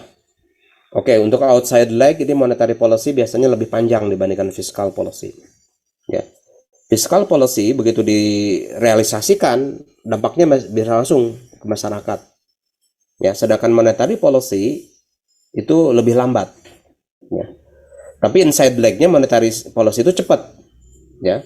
Kalau ada shock misalkan inflasi gitu ya, kebijakan moneter lebih mudah dirumuskan ya daripada fiskal ya. Karena kebijakan moneter hanya tinggal mengundang ya gubernur bank sentralnya mengundang direktur-direkturnya ya. Bisa dalam hitungan hari. Lalu keputusannya apa tentang moneter ya. Tapi begitu diputuskan dampaknya buat ekonomi itu bisa lebih panjang moneter itu ya. Contoh kalau menaikkan suku bunga atau menambah jumlah uang beredar ya, itu dampak kepada ekonominya tidak langsung biasanya Kenapa tidak langsung? Karena sektor ekonomi kan biasanya sudah punya kontrak, punya komitmen lebih dulu. Begitu ada shock, ya, dia lebih dulu biasanya. Atau mungkin banyak yang tidak bisa dirubah dalam jangka pendek, ya. Jadi walaupun ada perubahan suku bunga, contoh yang mungkin paling mudah adalah ya banyak transaksi itu sudah merupakan kontrak. Apakah ada kontrak kredit, ya, ataupun kontrak yang lain, atau kontrak pekerjaan gitu ya, kontrak investasi, supply barang dan seterusnya, ya. Jadi walaupun ada perubahan dari bank sentral, tidak langsung berdampak, dia perlu waktu lagi, ya, karena kontrak harus diselesaikan dulu, gitu. Ya. Kecuali dalam kontrak itu ada pernyataan, jika nanti ada perubahan moneter, ya, itu akan langsung berlaku seperti apa, gitu, ya. Nah, itu memerlukan rule, ya. Jadi kalau mau ada kebijakan yang lebih efektif, mestinya sih rules yang digunakan, ya. Termasuk tadi kebijakan fiskal, ya, supaya inside leg-nya tidak panjang, ya, sepakati saja dari awal. Kalau harga minyak naik, langsung otomatis saja naikkan subsidinya, gitu ya. Nggak usah lagi ada perdebatan, gitu. Itu rules, ya. Tapi seringkali, ya, tentu ini tidak disukai juga oleh incumbent, gitu ya, karena kadang-kadang kalau rule itu diterapkan, ya belum tentu itu menguntungkan kelompok-kelompoknya, kan begitu, misalkan, ya. Walaupun bagus buat masyarakat, belum tentu bagus buat kelompok politiknya, ya. Jika banyak sekali yang akhirnya menggunakan discretion, ya, polisinya itu. Itulah perdebatannya, Anda tinggal cek lagi materinya, ya. Tapi yang paling bagus buat keseluruhan adalah rules, ya, rather than discretion, ya. Ya, itu pemenang Nobel tahun 2004, ya. Oke, itu tentang kebijakan itu harusnya memang sifatnya rules, bukan discretion, ya. Jadi kalau sudah merupakan rule, semua masyarakat sudah tahu, dan mereka sudah tentu mengantisipasi setiap konsekuensi yang akan terjadi dalam ekonomi, karena rule-nya udah jelas, gitu, ya. Tapi kalau diskresi itu bikin kacau sebetulnya, ya, karena banyak kepentingan yang mempengaruhi di situ, ya. Oke, itu tentang stabilisasi. Oke. Apalagi yang belum? Kita masuk lagi ke syllabus open economy, ya. Mestinya sih masih ingat Anda.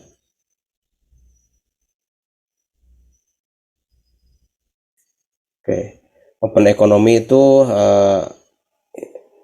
khususnya model Fleming, ya. Itu saya stop share di sini. Kita fokus waktu itu pembahasan kepada small open economy. Small open economy, ya. Lalu ada kasus perfect capital mobility, perfect capital mobility. Ada exchange rate regime atau sistem, ya. Oke. Ini bicara tentang efektivitas kebijakan makro.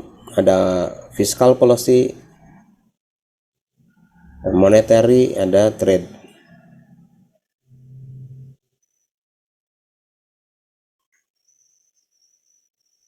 Ya.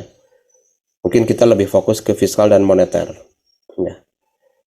Coba dalam kasus fixed exchange rate system under perfect capital mobility, ya, mana yang lebih efektif dalam mendorong perubahan output, fiskal atau moneter?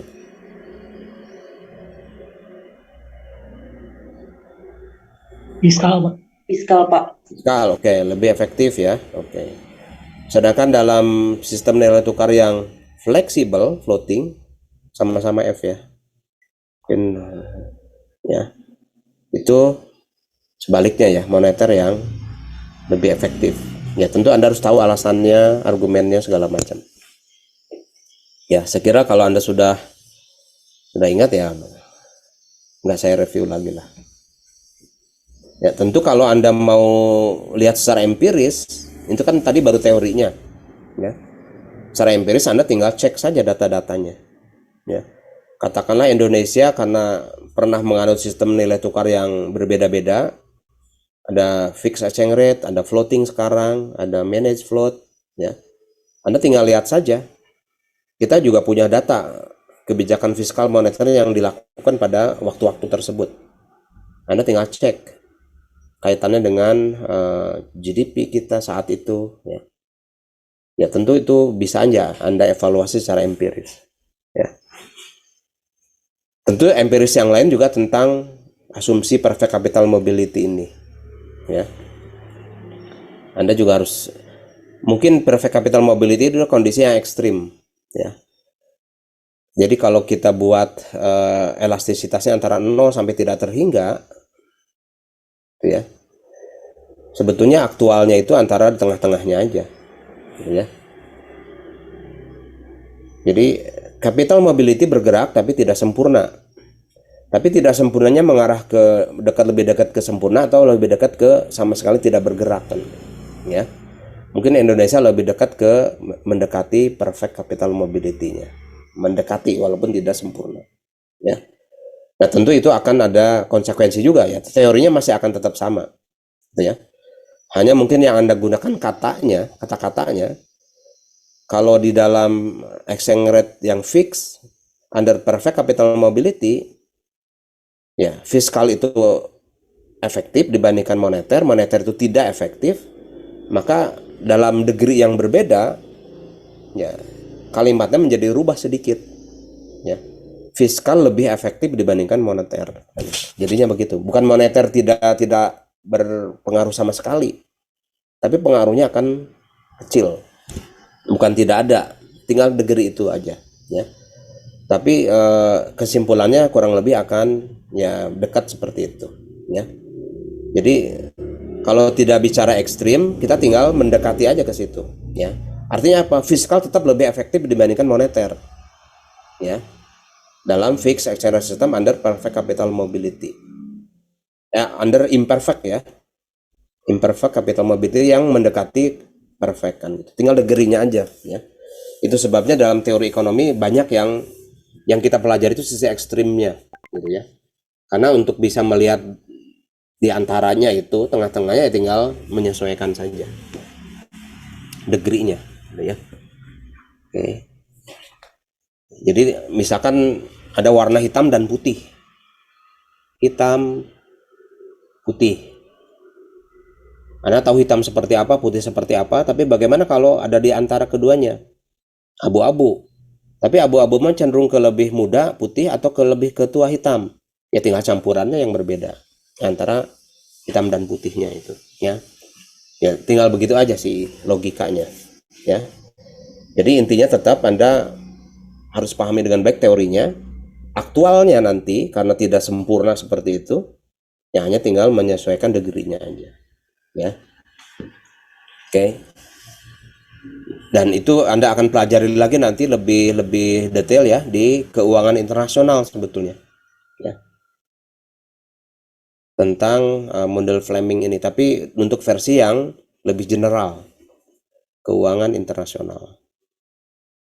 Gambarnya juga nanti sedikit berbeda. Bukan sedikit tapi banyak berbeda, ya. Karena di dalam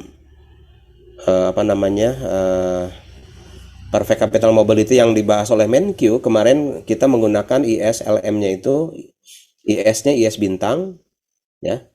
LM-nya vertikal, LM bintang. Kemudian ininya exchange rate, ini Y, ya. Kalau kita nanti membahas keuangan internasional, kita masih menggunakan sumbu vertikalnya I, ininya Y, gitu ya. IS-nya masih tetap begini, LM-nya begini, balance of payment-nya ya tinggal yang menyesuaikan ya. Apakah yang balance of payment-nya itu lebih landai dibandingkan LM atau yang lebih curam gitu ya. Ini berkaitan dengan degree of capital mobility ya. Tinggal menyesuaikan aja ini nantinya ya, balance of payment-nya.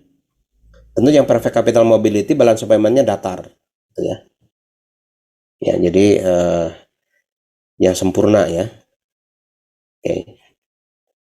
Tentu yang tidak sempurna ya slope-nya positif, tapi slope-nya positif ada yang di bawah LM, ada yang di atas LM. Itu tinggal nanti ya keadaannya ya.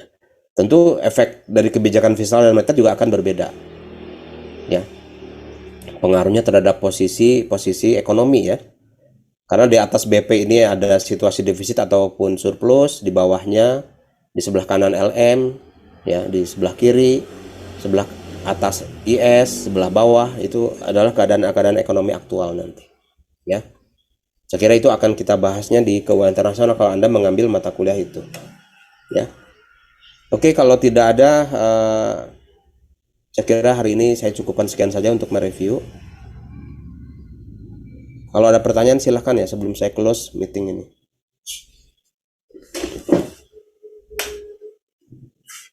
Ada pertanyaan?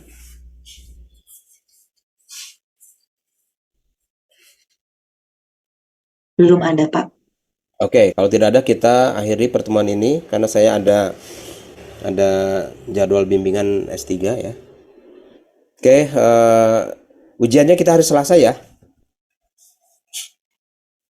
Betul ya, Selasa kan? Iya Pak, betul. Betul, Pak. Ya, Selasa ujiannya luring ya. Jadi Anda nanti harus hadir di kelas ujiannya. Soalnya belum saya bikin sih, tapi kira ya materinya itulah. Ya. Anda pelajari aja dulu semuanya, pahami dengan baik. Apapun soal yang keluar itu ya mudah-mudahan sih Anda bisa jawab. Ya. Walaupun saya nggak yakin semuanya bisa ya.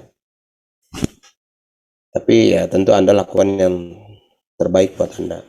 Ya. Oke, karena intinya apapun yang Anda lakukan, Anda akan milih juga sebetulnya. Karena yang diujikan tidak hanya makro gitu ya. Ada mata kuliah lain yang juga perlu waktu Anda untuk belajar ya. Anda tinggal pilih-pilih saja Anda fokus ke mana gitu ya. Nanti soalnya mungkin kira-kira yang Anda harus isi itu 3. Anda jawab itu. Mungkin saya akan buatnya 4 soal ya. Nanti Anda pilih 3 di mana Anda bisa menjawab terbaik ya. Dari 4 itu Anda pilih 3. Itu rencananya ya. Rencana saya. Jadi saya akan bikin 4 soal, nanti Anda kerjakannya 3 cukup. Ya. Oke, ada pertanyaan? Kalau tidak ada, saya akan akhiri. Maaf, Pak. Ya, Izin bertanya sedikit mengenai teknis ujiannya lagi. Berarti bentuknya esai ya, Pak ya? ada esai, mungkin juga nanti ada saya tunjukkan data ataupun gambar gitu ya. Anda tinggal pilih nanti apa yang relevannya kan gitu. Esai ada tentu, ya. Tapi mungkin juga ada menganalisis gambar gitu ya, atau menganalisis data, gitu ya. Gitu ya. Open atau close book ya, Pak ya? Close ya. Oh, baik, Pak. Ya. Kalau open tuh repot nanti di kelas. Ya. Mending Makasih close ya, aja. Pak. Ya, oke. Ada yang lain pertanyaannya? Oke, kalau tidak ada saya akhiri pertemuan ini. Selamat pagi. Wassalamualaikum warahmatullahi wabarakatuh. Semoga Anda bisa ngisi ujian dengan baik ya. Waalaikumsalam warahmatullahi wabarakatuh. Terima kasih banyak, Pak. Waalaikumsalam. Waalaikumsalam. Terima kasih.